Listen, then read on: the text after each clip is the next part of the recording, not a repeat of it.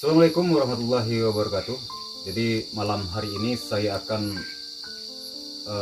menjelaskan cara pembuatan pupuk organik cair atau yang sering disebut dengan POC, yang biasa saya gunakan untuk memupuk tanaman alpukat. Jadi mungkin nanti saya tidak lagi praktek langsung pembuatan POC-nya karena stok saya yang ada di gudang masih banyak yang sudah saya fermentasi terlebih dahulu. Sebelum kita memulai cara membuat POC, bahan maupun cara pembuatannya, alangkah baiknya saya perjelas dulu apa itu yang dimaksud dengan POC. Jadi POC ini kalau dalam bahasa Bangkanya, orang Bangka kita memanggilnya itu air busuk. Jadi POC ini sebenarnya sudah lama ada dari zaman nenek moyang kita dulu. Namun kalau zaman nenek moyang kita dulu, kalau membuat POC atau yang sering disebut air busuk tadi, tanpa menggunakan bioaktivator atau bahan pengurai seperti yang era kita sekarang yang sudah lebih maju. Jadi fungsi bioaktivator adalah untuk membantu mengurai bahan-bahan yang kita masukkan dalam membuat POC. Oke, jelas. Kemudian produk yang dihasilkan dari POC itu seperti apa? Jadi kalau masalah produk atau hasil yang akan didapatkan dari pembuatan POC itu sebenarnya tergantung dari bahan penyusun yang kita gunakan dalam pembuatan POC itu sendiri. Kalau yang akan saya bahas di sini, insya Allah nanti POC yang dihasilkan itu bisa berupa unsur hara. Kemudian yang kedua bisa berupa fitohormon. Jadi fitohormon ini adalah hormon pertumbuhan yang dihasilkan dari proses fermentasi yang kita lakukan dalam pembuatan POC.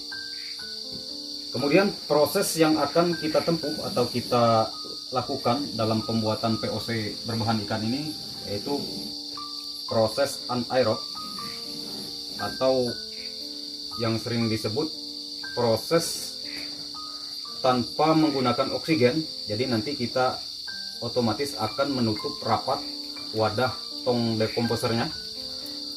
Nanti saya akan menggunakan drum.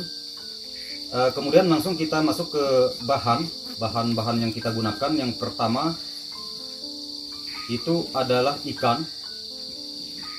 Jadi ikan ini nanti terserah, bisa ikan air tawar, kemudian air laut kalau saya menggunakan. Jadi ikan yang kita gunakan itu 20%. Jadi nanti tong yang akan kita gunakan 200 liter drumnya.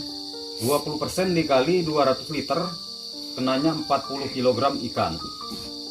Kemudian bahan yang kedua, saya menggunakan urin sapi. Jadi urin sapi 30% kali 200 liter kenanya 120 liter urin sapi. Kenapa saya menggunakan ikan? Seperti kita ketahui sangat banyak sekali mengandung protein, kemudian kalsium dari sisa-sisa pelapukan tulangnya nanti.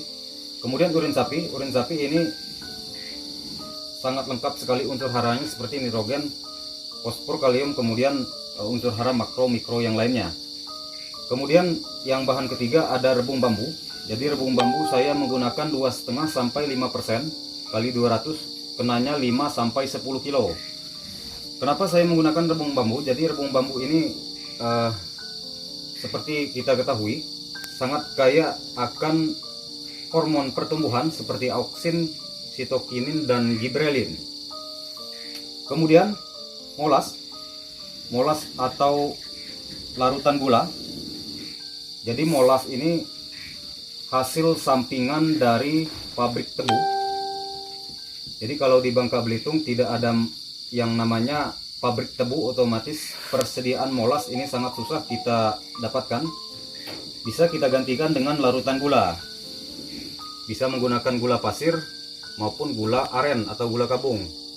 Di sini saya menggunakan gula kabung.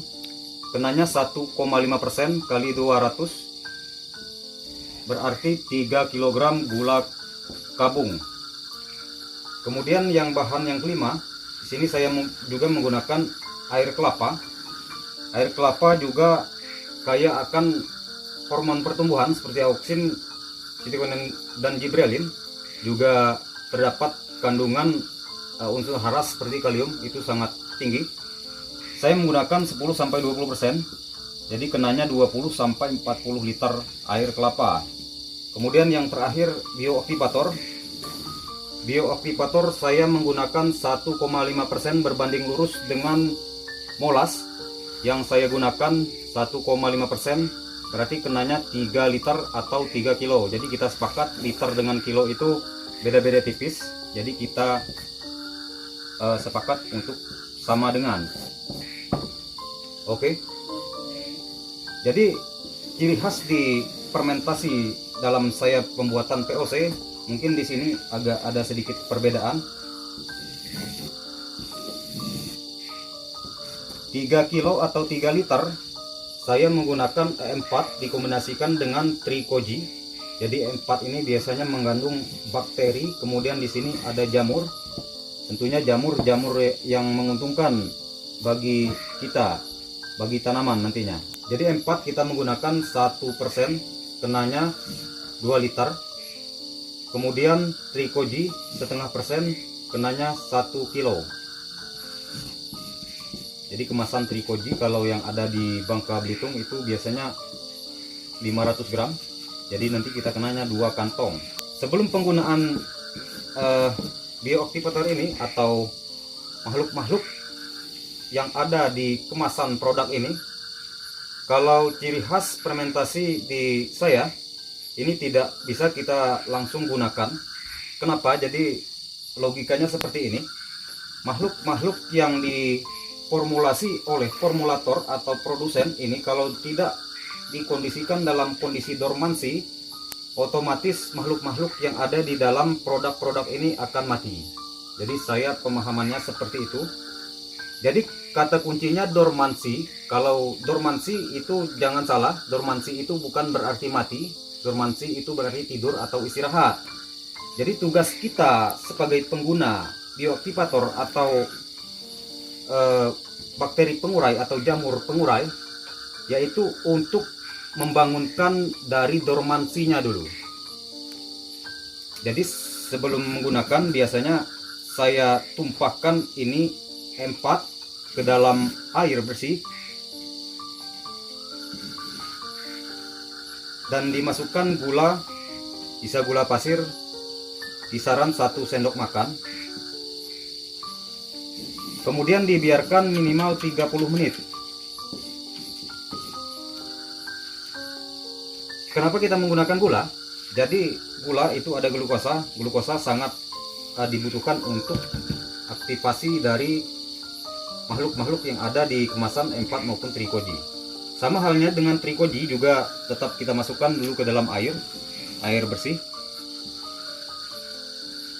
Kemudian ambil gula 1 sendok makan.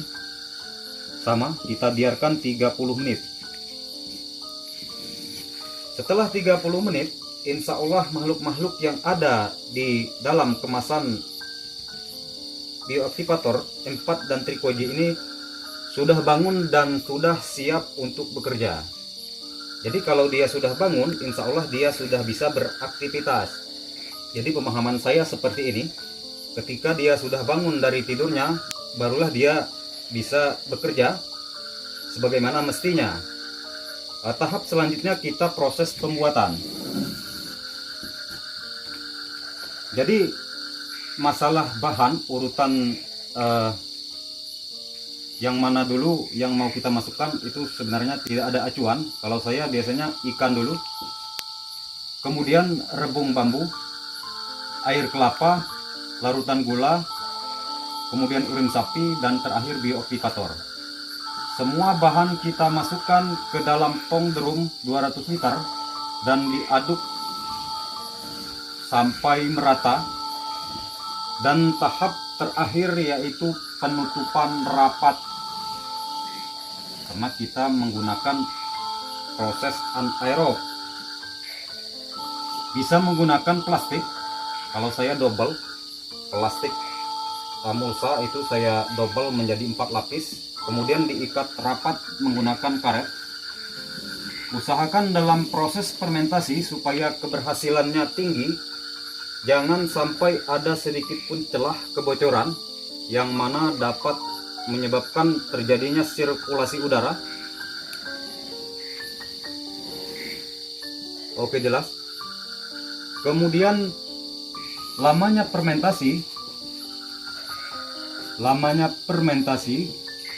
yaitu kisaran 30 hari, minimal 21 hari. Kemudian di minggu pertama yang perlu kawan-kawan perhatikan yaitu 7 hari pertama. Ini setiap harinya harus dibuka tutup, dibuka pengikat plastiknya dengan karet tadi. Kemudian kita aduk-aduk menggunakan kayu, minimal itu 5-15 menit. Setelah 5-15 menit kita ikat kembali rapat penutupnya. Kemudian begitu juga dengan hari kedua sampai dengan hari ketujuh. Karena di sini di minggu pertama sangat menentukan keberhasilan dari proses fermentasi bahan-bahan yang kita gunakan di dalam tong ini. Kemudian di minggu kedua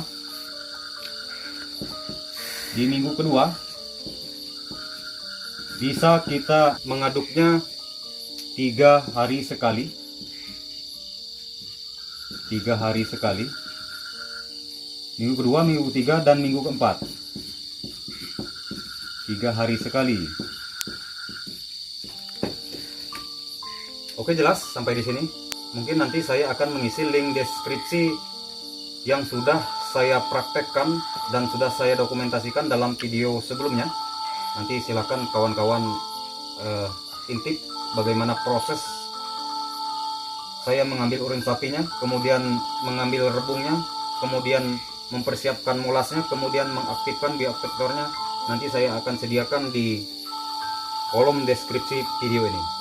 Mungkin itu saja yang dapat saya sampaikan pada malam hari ini. Semoga apa yang saya sampaikan bisa sedikit memberi manfaat kepada kawan-kawan. Sekian dan terima kasih. Wassalamualaikum warahmatullahi wabarakatuh.